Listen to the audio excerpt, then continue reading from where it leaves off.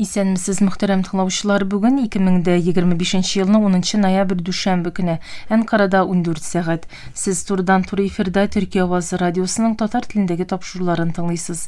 Тапшыруыбызның бүгенге чыгарылышында соңгы хәбәрләрдән соң 1000 еллыкның беренче чиреге программасы белән Төрки дөньяның йолдызлары язмасын тәкъдим итәрбез.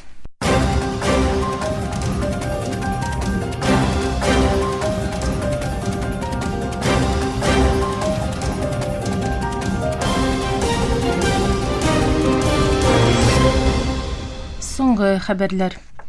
Төркия илбашы Эрдоğan әйтүенчә, Төркиянең тышкы эшләр һәм саклану министрлары белән күзләү башлыгы бу атнада Пакистанга сәфәр кылырга ниятли. Алар Көньяк Азиядагы утны туктату мәсьәләсе хакында Әфганистан белән туктап калган сөйләшүләрне кузгатачак.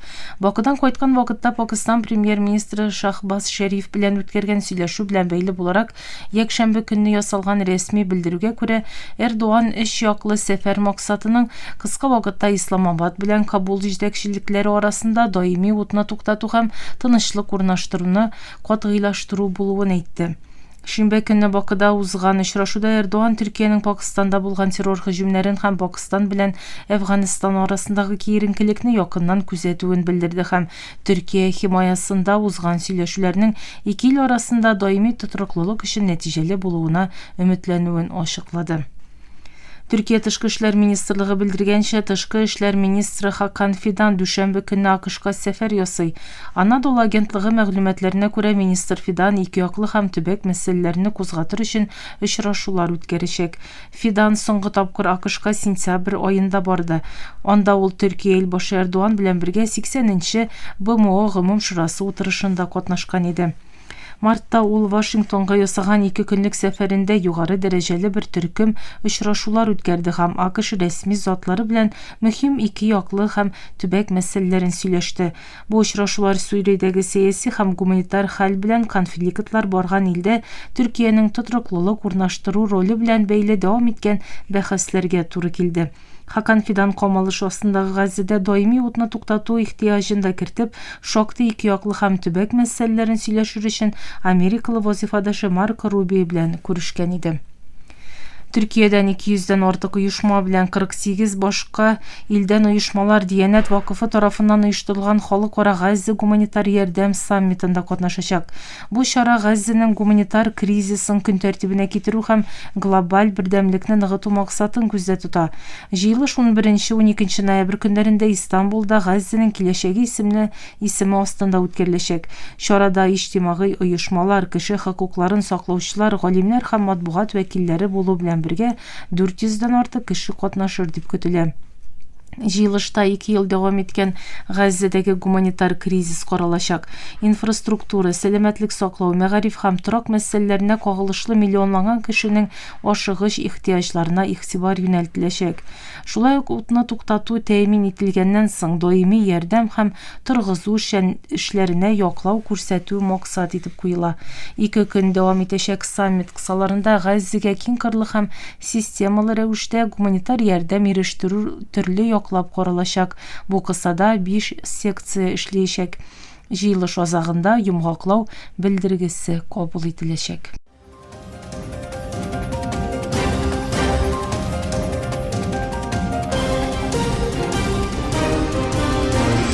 Төркия авазы долкыннарында соңгы хәбәрләр тыңлыйсыз. АКШта эшчәнлек башкаручы һава юлы компанияләре 2700-дән артык очышны гамәлдән чыгарган, 10,000-дән артык рейс соңга калган. Бу хәл АКШ хөкүмәте ябылганнан бирле бер көн эчендә күзәтелгән иң зур җитешсезлек булган. Зур авиация ширкәтләре очышларның гамәлдән чыгарылуы һәм соңаруына китергән һава хәрәкәтендәге җитешсезлекләр белән көрәшә. Бу аеруча Delta Airlines компаниясенә нык тәэсир иткән. Ширкәтнең якшәмбе көнге очышларының 52% гамәлдән чыгарылган яки кичектерелгән. Матбугатта канун чыгаручы органның хөкүмәт ябылуын туктату өчен килешүгә ирешүе турындагы фаразлар таралган. Ябылу хәзер 40-нчы көненә кергән. АКШ илбашы Дональд Трамп хөкүмәт эшчәнлеге тукталып торуны бетерәчәк килешүнең якында төзеләчәген белдерде. Трамп Ак йортка кайтканда журналистларга күрүебезчә ябылу якында тәмамланачак диде. АКШ Сенаты якшәмбе кичендә кыска мөддәтле финанслау турындагы канун проектын тавышка кую өчен җыелды. Документ кабул ителсә, вәкилләр палатасына җибәреләчәк, аннан соң Трампның кул кую өчен Ак йортка тапшырылачак. Бу исә хөкүмәтнең кабат эшли башлауына китерәчәк. Израиль төрмәсендәге тоткыннар фаҗигале җәберләүгә дучар ителә. Фәлестин тоткыннары эшләре комиссиясе фәлестинләргә төрле җәзаларның бирелүен җиткерде.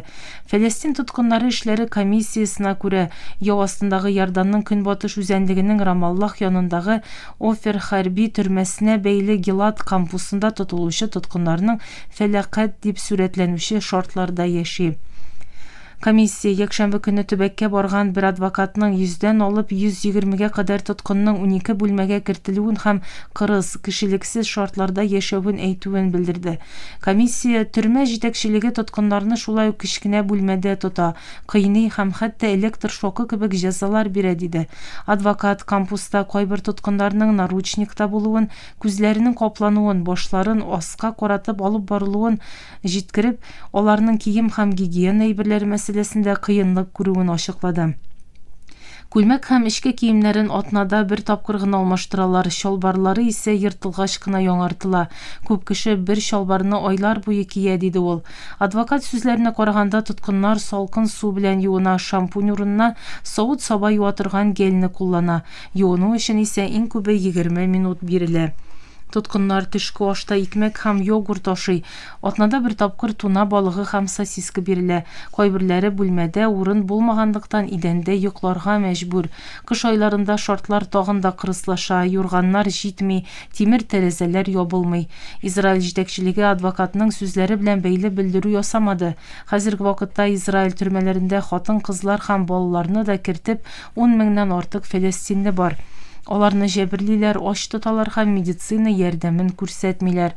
Шуның аркада хәзергә кадәр күбесе якты дөньядан китте.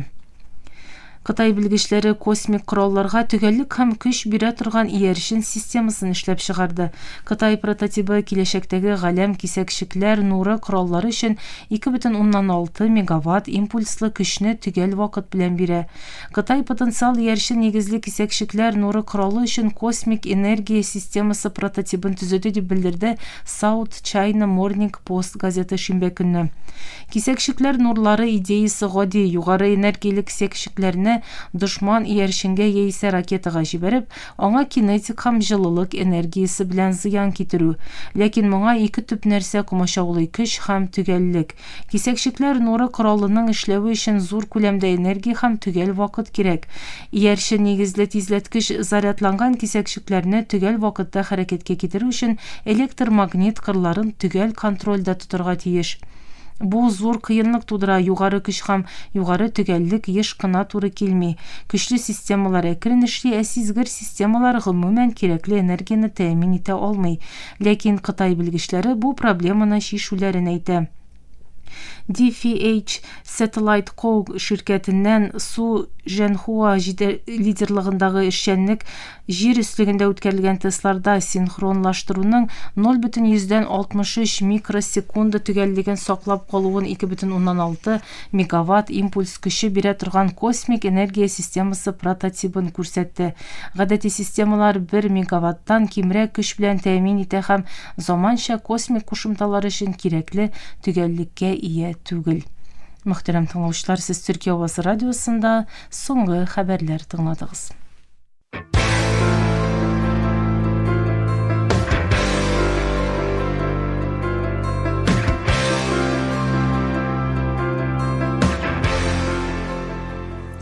Мөхтәрәм тыңлаучылары, бүген Төркия Җөмһүрияте дәүләтен коручы һәм беренче илбашы Мустафа Кемаль Ататүрекне үлеменең елында хөрмәт хисләре белән искә алабыз.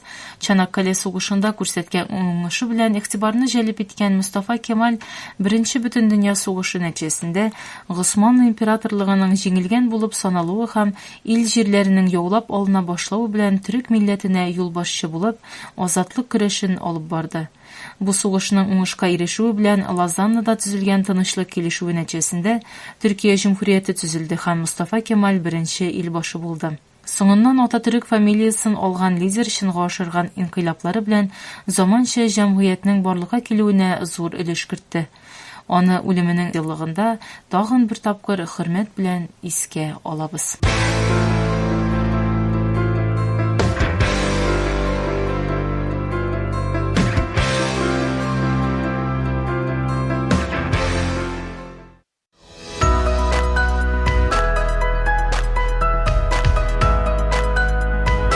TRT Türkiye Ovazı dünyanın her uçmağında tәүлек boyu sizden bilen.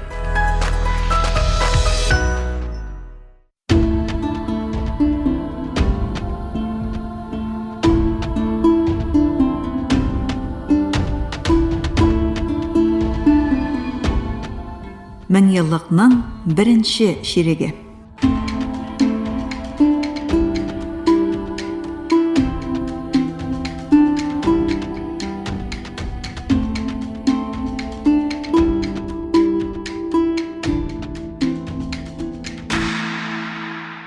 Яңа 1000 еллыкның тәүге 25 елында булган әһәмиятле вакыйгаларга тукталабыз. Кытай Халык Республикасы оешканнан соң туган һәм ил белән идарә итүче Коммунистлар партиясенең җирле бүлекләрендә яшьтән үк хезмәт иткән Си Цзиньпин карьера баскычыннан күтәрелеп 2012 елның 15 ноябрендә Коммунистлар партиясенең гомум сәркәтибе, 2013 елда Кытай ил башы булды.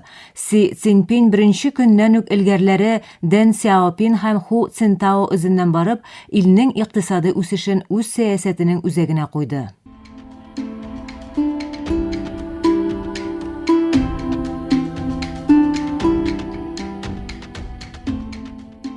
Хакимияткә килгәннән соң Си Цзиньпин аеруча авыл хуҗалыгын үстерүгә һәм энергия җитештерүгә юнәлтелгән зур күләмле сугару проектларына өстенлек бирде һәм Көнбатыш технология компанияләренең Кытайга инвестиция ясауына бюрократик кертәләрне йомшартты.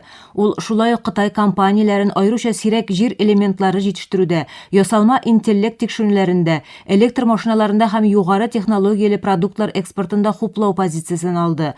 Үзәк хәрби комиссия рәисе һәм Кытай армиясенең иң югары вазифалы вәкиле буларак Си Цзиньпин шулай ук югары технологияле авиа йөртүчеләр, ракеталар, кешесез һава аппаратлары һәм диңгез суднолары җитештерүгә өстенлек бирде. Бу армиягә көндәшләре, аеруча Америка Кушма Штатлары белән аерманы бетерергә ярдәм итте.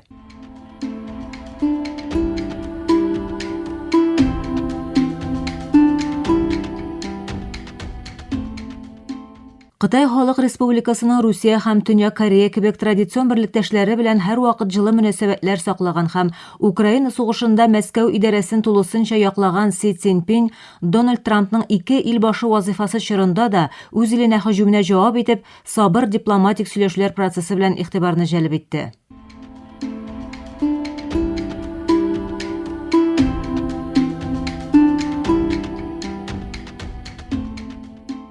1988 елның 15 ноябрендә башкаласы Кудус булган бәйсез Фәлестин дәүләте төзелүен дөньяга игълан иткән Азатлык оешмасы лидеры һәм Фәлестин дәүләтенең беренче илбашы Ясир Арафат 2004 елның 11 ноябрендә Франциядә дәвалану вакытында вафат булды. Каһирәдәге җыеннан соң Арафат Иорданның көнбатыш үзәнлегендәге Рамаллахта җирләнде. Арафат үлгәннән соң Мәхмүд Аббас Фәлестин Азатлык оешмасы лидеры, аннары Фәлестин дәүләте илбашы булды.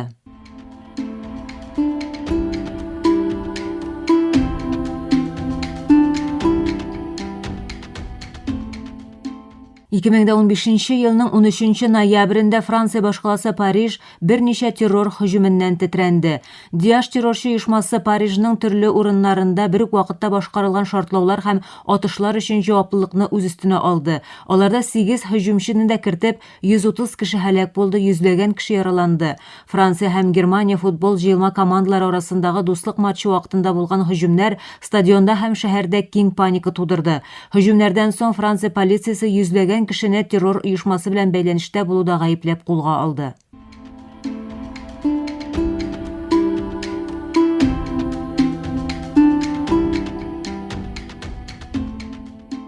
17 августта булган мәрмәр диңгезе җир тетрәвеннән соң тернәкләнү өчен тырышучы Төркия яңа 1000 еллыкны тагын бер җимергеч зилзилә белән каршы алды.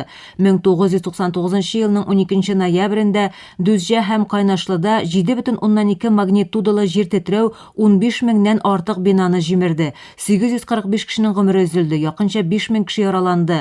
2017 елның 12 ноябрендә Иранның Кәрмәншах провинциясендә Төркия кебек җир тетрәүләре еш була торган төбәктә 7,3 магнитудалы җир тетрәү булды. Ул Гыйракка да тәэсир итте. 600-дән артык кеше һәлак булды, 7000-нән артык кеше яраланды.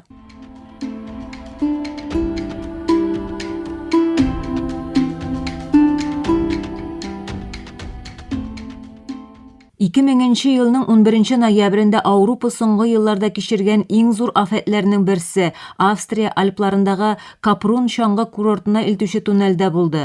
Тауга менүчеләрне алып баручы поезд вагоннарының берсендә янгын чыкты. Туннельдә калган 155 кеше ялкын һәм куе төтен эчендә һәлак булды, нибары 12 кеше җәрәхәтләр белән котылды.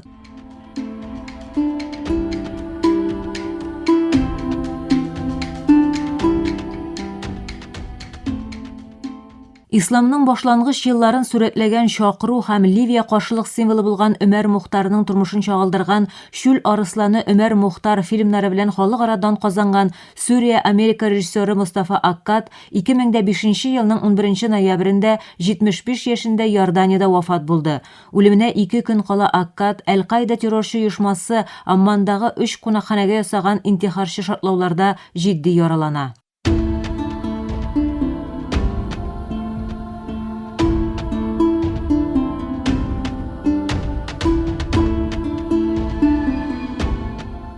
Мен еллыкның беренче ширеге.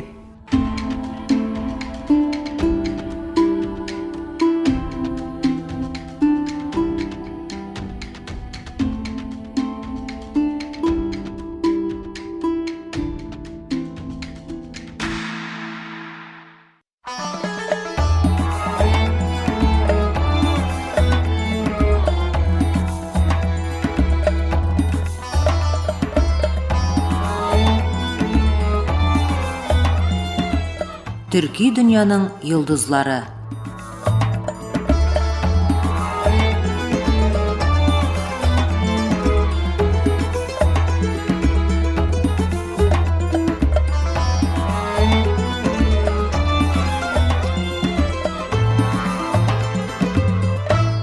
Мөхтәрәм тыңлаучылар, халыкара мөнәсәбәтләр белгече фәннәр докторы Җәмил Дуачипәкнең язмасына нигезләнеп әзерләнгән Төрки дөньяның йолдызлары исемле тапшыру тизмәбезнең бүгенге чыгарылышында Габделкадир Гилани турында сүз алып барырбыз.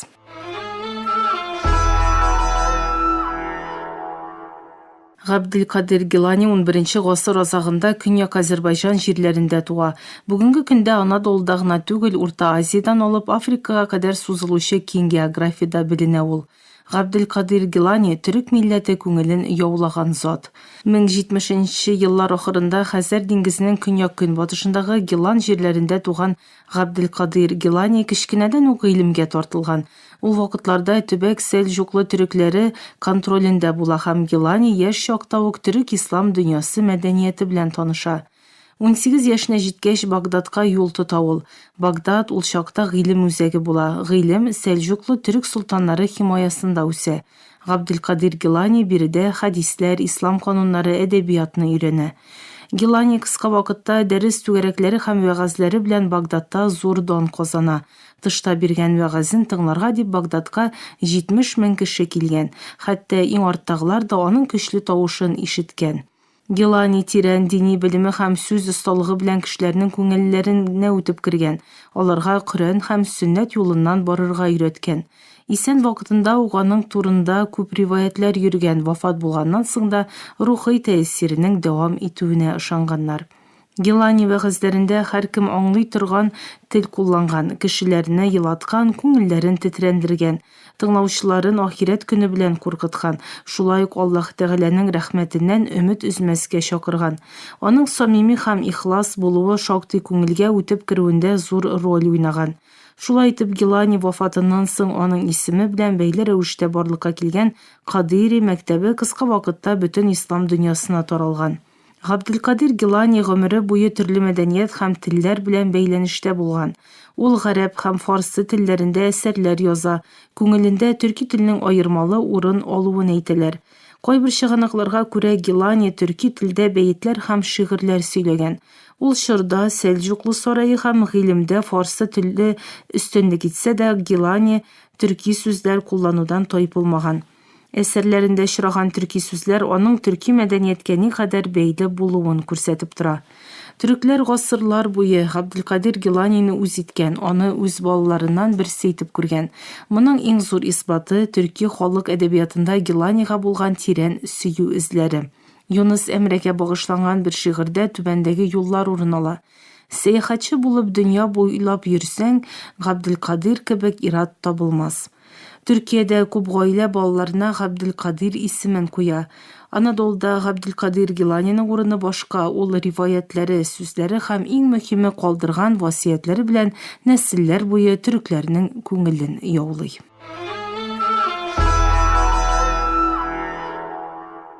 Бүгенге көндә Габделкадир Гилани туган җирләр Иран шикләре эчендә урнашкан. Көньяк Азербайҗан миллионлаган Азербайҗан кешесе телен һәм мәдәниятен саклап килгән борынгы төрки җир. Ләкин бу җирләрдә яшәгән төркиләр туган телләрен һәм милли таныклыкларын ирекле рәвештә яшәтә алу өчен күптәннән көрәш алып бара. Шул ук вакытта Гиланиның рухи тәэсире гасырлар буе сизелгән икенче төбәк Сүриядә дә соңгы елларда авыр бәрелешләр чыкты. Тамырлары бик тирәнгә барып тоташучы мондый рухи мираслар бу илдәр кичергән чорларга карамастан халыкларны уртак кыйммәтләр тирәсендә берләштерү көченә ия. Гилани моннан якынча 860 ел элек Багдадта якты дөньядан китә. Аның исеме Төркиядә һәм бөтен төрек ислам дөньясында сөю белән искә алына. Бу бөек зат төрек милләтенең рухи мәдәниятенең аерылмас өлеше буларак кабул ителә. Гасырлар үтсә дә вәгазьләрендә өйрәткән бердәмлек, иман һәм туганлык юлламалары әһәмиятен югалтмый. Төрек милләте аны үз мәдәниятенең аерылмас асыл ташы итеп белә.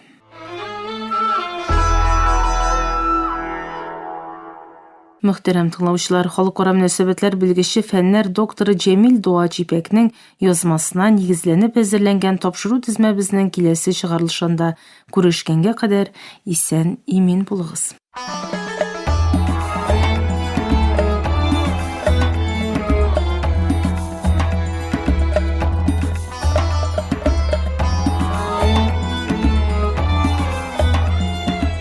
Төрки дөньяның йолдызлары.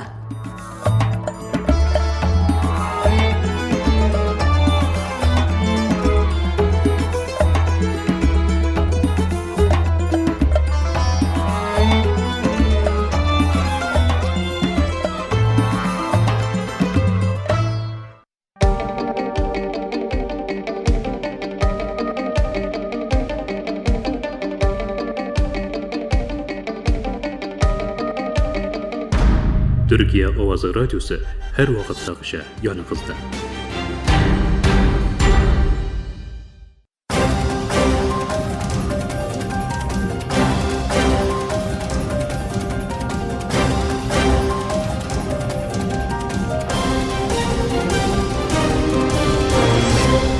Мөхтәрәм тыңлаучылар, Төркия Авазы радиосының татар телендәге тапшырулары шушының белән ахырына якынлашты. Ярты сәгатьлек тапшыруларыбызның кабатлавын Төркия һәм Казан вакыты белән сәгать кичке 8 яртыда 42 дәрәҗә көнчыгыш юнәлешендәге Түрксат 3 һәм Түрксат 4 йөршеннәре белән 3 тапкыр w.trtdinle.com интернет сәхифәсе аша Вот Вест радио каналыннан тыңлый аласыз. Әлегә без сезнең белән сау булашабыз. Эфирда киләсе очрашуга кадәр.